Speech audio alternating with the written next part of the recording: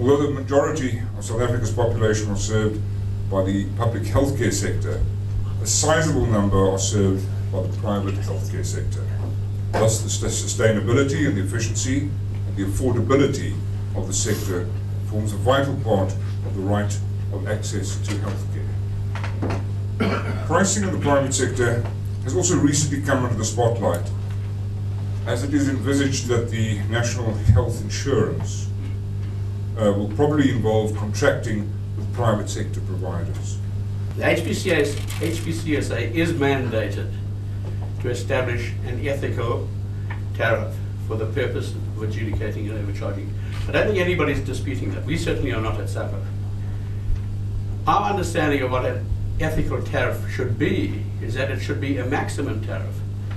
It makes no sense to me or to any of our board members to have an ethical tariff that is put somewhere in the middle, because that is not going to adjudicate on overcharging.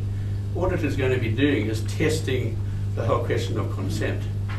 Has consent been taken correctly to enable the practitioner to charge more than the benchmark tariff? What should an ethical tariff look like? I mean, what would inform the principles behind a maximum tariff? Firstly, as I've already stated, I think it should be a maximum tariff. It should exceed by some margin, plus or minus say 20%, the customary charges of any discipline. It should be based on a cost plus principle, and the costs need to be scientifically determined. It must include the full scope of current practice. Therefore, it must use as its template a current accurate code list that is reflective of the full scope of current practice. In the past, the previous council used the SAMA Doctor's Billing Guide as its guide plus 20%. The job of establishing billing and tariff guidelines for the commercial use by the profession and funding industry is, in our opinion, not one for the council or its board, but is best left to others. The HPCSA, in our view, lacks the capacity to create a new tariff or to maintain an existing one, and it has no experience associated with the development of codes and tariffs. Secondly, the 2006 NHRPL, which is the baseline that it wants to use, is unacceptable as a starting point for a number of reasons. SAPA, since the demise of the RPL, has supported efforts to find an alternative, but in the absence of any tangible development forthcoming from the authorities, has established an entity called SACHI, the South African Classification for Healthcare Interventions, which is based on international principles and is the system in use in the USA. We believe that this organization, which is open to all private sector stakeholders and has in principle the support of the major players in the private sector, barring SAMA, could become a statutory body, capable of providing within an acceptable legal framework the expertise, independence and transparency to perform the necessary task of creating a new inclusive coding and tariff structure for the profession and the funding industry. Were SACHI to be found to be acceptable to the industry at large, SAPA would relinquish all ownership claims to the SACHI entity. We are of the opinion that the Department of Health has persuaded the HPCSA to introduce this tariff in its attempt to regulate what it believes to be unacceptable high prices in the private sector, an assumption that SAPA challenges and can show to be unfounded. The doctors and dentists are allegedly overcharging, and that they, as the HPCSA, just want to protect the public by ensuring a system of informed consent in order for patients to be aware of what their medical bills are going to be. Now, in dentistry, it is possible in a good 99% of instances to obtain informed consent about treatment plans and pricing from your patient. And I would like to state categorically that SADA is in absolute support of the fact that practitioners should have an open, honest discussion with their patients, wherever possible, around treatment plans, costs, alternatives, and side effects. And in dentistry, this discussion is almost always possible. What we are not supporting is the fact that this informed consent discussion needs to happen from a base of fees that are artificially introduced in the marketplace to manipulate the expectation of patients as to what the fee for procedures should be. SADA's position is that an informed consent discussion should take place in all instances of dental care, whether a procedure costs R1 or 10,000 Rand. Regulation of fees is only appropriate in instances of limited competition. The basic economic argument around any product or service is that the price of such product or service is determined at the place of intersection between the elasticity of demand versus the elasticity of supply. In other words, if an artificial, unscientific, and unreasonably low price expectation is being created in the mindsets of the consumer, i.e. on the demand side, there will soon be no supply. And we need to ask ourselves the question whether in a country where our medical needs are so extensive, and in a context where we hear on almost a daily basis of the systemic impact of good oral health, or bad oral health as it may be, on general health, do we really want to limit access to oral health due to a profession that had decided to close up shop? I believe that it's time for a certain level of maturing of the industry to take place in order to keep it healthy and sustainable, and would go as far as to say that our problem in this regard lies squarely at the feet of the regulators. Those regulators who believe that micromanagement through the regulation of fees is the answer to access to health, as opposed to leading the course through utilization and clever utilization of age-old market principles. As a start, the Medical Association, South Medical Association, in principle, has got no issue about an ethical tariff. But that ethical tariff needs to have a foundation, and I'll use a crude word, that's not rotten. And to go and take something that has been shown not to work, and to use it as a basis to say that from there I put an inflator on. It's just the same as trying to get a rotten foundation and try to build a multi-story building. The Medical Association, our ancestors were Medical Association of South Africa then, since 1944, has been publishing a Doctor's Guide to Billing. They've been publishing tariffs. The codes that we currently use that everybody else uses, to most of people's dismay and dislike, unfortunately belong to the profession. The South Medical Association is the custodian of those codes, and will guard them jealously. We don't want anybody to make profit out of them, and we don't make profit out of them.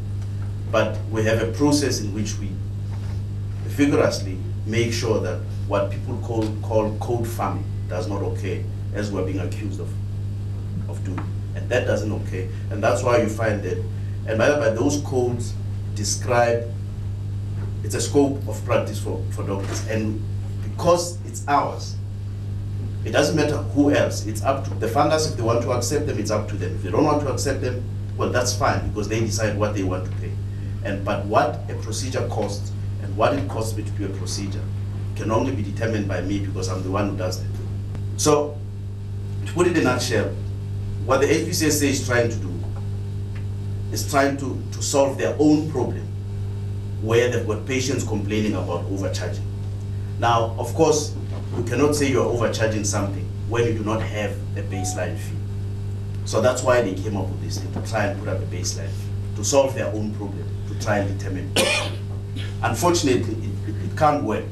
From our point of view, the first principle is that there needs to be appropriate levels of remuneration that recognize not only scarcity, but also skills, professional training, experience, and so on. And so that is for us the fundamental starting point.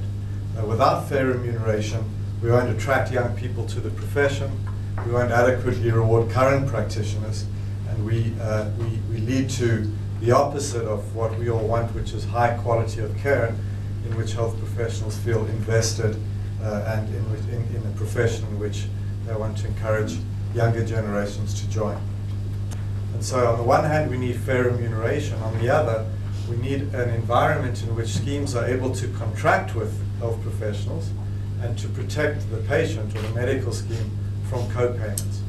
Beyond just the requirement of legislation and PMBs, we believe at Discovery Health that it's the responsibility of medical schemes to protect members from co-payments wherever possible, even beyond PMBs. It is important, we believe, from a principle point of view, to understand that we need to balance the remuneration requirements for professionals with the legislative obligations of medical schemes and their moral obligations to their members, and finally, with the long-term sustainability of medical schemes.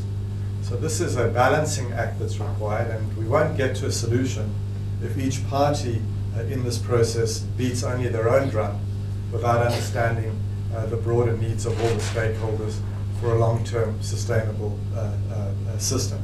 Healthcare is a very rapidly moving environment. Technology is changing all the time, practice is changing all the time, and that means that the coding that describes what doctors do and other health professionals do needs to keep up to date. And that means that there needs to be an organized process for discussion and agreement, not only on tariffs but also on coding. And no statutory body, whether it be the HPCSA, the Department of Health, or any other single body, is in a position to unilaterally determine the tariffs or the codes that should be used in paying health professionals. I think we're fairly clear on that. There are many reasons for that. But partly it may be technical, in other words, there isn't the capacity and the experience in most statutory bodies. But much more fundamentally, if you go back to the principles I outlined, there are stakeholders in this environment, the health professionals, the funders, and the patients, who ultimately have to live in that system and accept the agreements. And so our view, very clearly, is that we need an organized, coordinated bargaining environment in which the key stakeholders are the health professionals on the one side, the medical schemes on the other.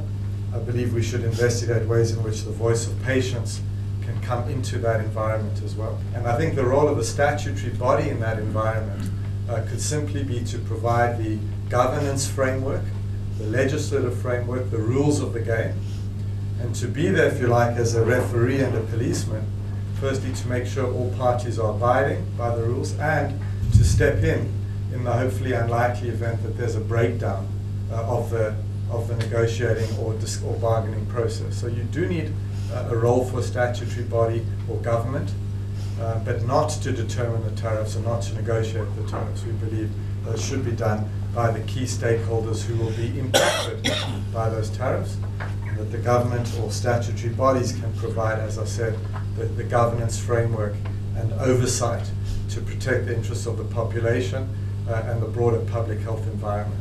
Now, there are two types of tariffs, really. There's this ethical tariff, which is what this matter is really about, and a reimbursement tariff, which is what everybody else is talking about. Now, under the Health Professions Act, which is a piece of legislation from 1974, in 1974 the Bee Gees were still popular.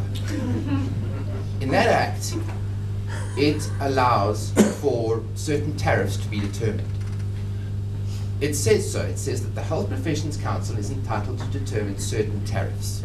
But those tariffs are confined in their scope and ambit to certain inquiries held by the Health Professions Council into unethical conduct by the members or the professions for which the Health Professions Council is responsible. So when we're talking about an ethical tariff, it's kind of like talking about a zebra versus a horse, if you would, which is a reimbursement tariff. So we really are talking about two different things. So processes need to be understood within that context. So if we're talking about tariffs in general, then obviously one would need to look very carefully at the process that is to be used to determine tariffs. Now we have such a process in the National Health Act, which says that the Minister of Health may follow a process with all stakeholders to determine a reimbursement tariff. That's called the National Health Reference Price List.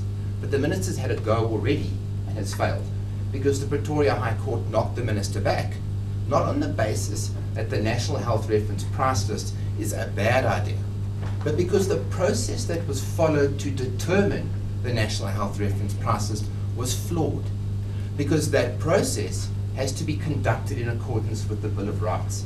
And the Bill of Rights fundamentally says that everybody is entitled to have their say when it comes to decision-making processes that will ultimately govern the rights of those people who are affected by that decision. So we are talking about a process issue. So the debate we are currently having, and no one's taken legal action yet, no one's suing anyone. We are interacting though. We are having to interact to say, look, we're happy to debate this issue of ethics with you, but you've got to follow the right process. You've got to make sure not only are you within your powers under the Health Professions Act, but that you respect the Bill of Rights, which is the cornerstone of our democracy, and you must take into account our representations and the manner in which we have done business to date, our ethics, and what else is governing our professions, such as the National Health Act, such as the Medical Schemes Act. All of that needs to be taken into account, and unfortunately I can't stand here and tell you that it has to date. But ultimately, in the absence, I suppose, of tariffs or a reimbursement tariff that appears to be reasonable, the worry is that even if you have an ethical tariff, as the only tariff out there, people will begin to gravitate toward it as the tariff that should or shouldn't be charged. The healthcare markets themselves are imperfect for a number of reasons, and it means that certain solutions cannot be considered within them. The fee-for-service market, which is fundamentally distorted once you introduce insurance into the system. So once you introduce an insured market where somebody has taken away the relationship between somebody's choice to get a particular good or service and their household budget constraint, once you've distorted that fundamentally, you begin to distort the price signaling mechanism that prices generally provide.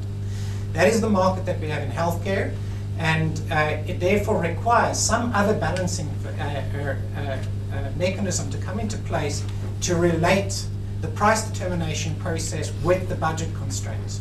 And part of the problem that has to be solved in South Africa is the systemic problem of relating those budget constraints so that the price determination process at point of service is related to the price determination process of a medical scheme, for instance. Part of the problem that needs to be solved is these prices have to actually be set. The moment you've got a collective process to determine any kind of collective, whether it's operating through an administered price system or a negotiated framework, you have to set the final charge being charged to patients as well as the reimbursement tariff at the same time. Because the final charge, the balance billed amount, is already a distorted price in the system. It is not being fairly determined in a true market. The kind of process you require is all affected parties are participating in the price determination process and have fair and equal ability to participate, and that the final decision-making process balances the interests of all the groups so that a reasonable decision is made. So the question is, what gets you there? What process? Well, firstly, you can have a government body determining that process, and if they deviate from what would have been a negotiated price within the system, you're likely to face a legal challenge, because you'll have to explain on some rational grounds why you're deviating. Now, this was one of the problems that was created and is inherent to the reference price schedules that were negotiated, because they converged on a reference tariff schedule, on an administered price schedule. And it meant that some all-knowing body was finally making some sort of decision based on some information. And so that process is very difficult to justify at the end of the day. So one of the issues is therefore to look at what process must be engaged in so that you can actually allow that balance to occur, so that you do not have somebody coming in and just saying we require a 50% increase in our tariffs, we've done a costing study, it must be implemented. You can't do that. Certainly in our dealing with HPCSA, they seem to be hell-bent on pushing ahead with whatever plan they have. And it'll be very interesting to see what comes out of the requests for comment that they have now extended to sometime in February. I think they have predetermined what they are wanting to achieve, and I think one of the reasons why they are not here this evening is they're not really interested in debating the issue. They are not going to be transparent, and I think that is a major concern to us. I mean, I don't think that one can speak for the Health Professions Council and whether or not those are their intentions, but I think that the issue here is to examine the correctness of the process that is used to determine these prices. There can't be any kind of right to determine prices in isolation of the ability of people to pay for the services at the end of the day. The aging of people within the system is related as much to the fact that there's been a failure to actually change the whole production process around doctors as much as anything else. But I think that the issue about being able to judge and balance those kinds of inputs in a discussion process requires that all parties are discussing the price and its determination. It's not really, and I think that's the question, is should this process, the way it's being conceptualized, be the one to go forward, or should, even when the Health Professions Council sets prices, actually look at a proper negotiation process instead of a kind of shallow consultation mechanism? And that, I think, is an important thing to consider. Decisions have been made by the Competition Commission in relation to the way in which pricing cannot occur. Those decisions remain good. And they remain good until they're either overturned by a court or the Competition Commission revisits those decisions. So what you're left with is a process under the Health Professions Act that is, to a degree, profoundly flawed. But it goes back to what it is that we're looking for as an outcome here. So what do we want to achieve? What is the goal? When all of the dust settles and the legal bills are paid, what in fact do we have? Now, if everybody is agreed that that is an ethical tariff, then part of that process must also be then and some degree of positive, profound, substantive input into what that ethical amount looks like by the people who are bound by it. Does a fair process generate a fair tariff schedule? If a fair process generates a fair tariff schedule, then you talk about the process. And within this context, there's the Health Professions Council's process to determine the tariff schedule. Its process used thus far is clearly flawed. The process going forward is one, therefore, that needs to be different. The question is, now what is it made up? And that's where I think the focus of discussion has to be. It can't be on the numbers in the tariff schedule that's been published to date.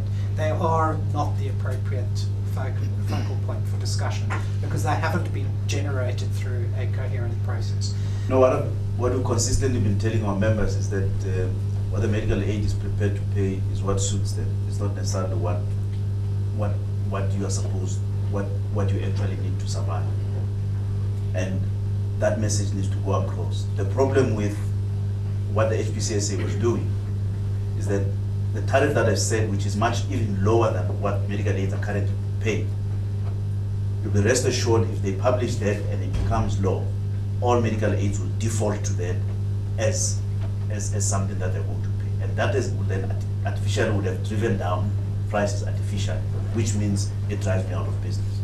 Because by the way, in private practice, I'm also in business. I need to make a profit. I've taken a risk. I've made investments just like anybody else. And as a passing shot, I mean, all other professions, the professional bodies themselves set their own tariffs. It's only us who are not allowed to. I definitely sympathize with the perception that too much blame is being laid at the door of doctors around the sort of price inflation. Not only doctors, by the way, other providers of healthcare as well are being fingered. And what's missing from the debate, and Vusi, I think this is partly an answer to your question as well. Certainly what we would bring to the table is a full suite of information about the various drivers of healthcare inflation. And to be honest, tariffs, at least from the data we see, and we see a very broad range of data across the entire market, tariffs today are contributing less than half of annual medical scheme inflation. And many other factors are driving it. They are principally demographic changes, so an aging medical scheme population and an increasing disease burden, and new technology, which is expensive and being increasingly used by practitioners.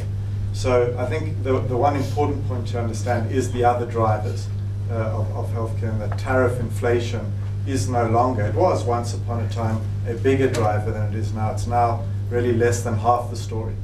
I think the second point, Vusi, that we would bring to the table is a perspective that says, you know, when we're talking about the tariffs that are paid to health professionals, we need to also understand the cost impact of those.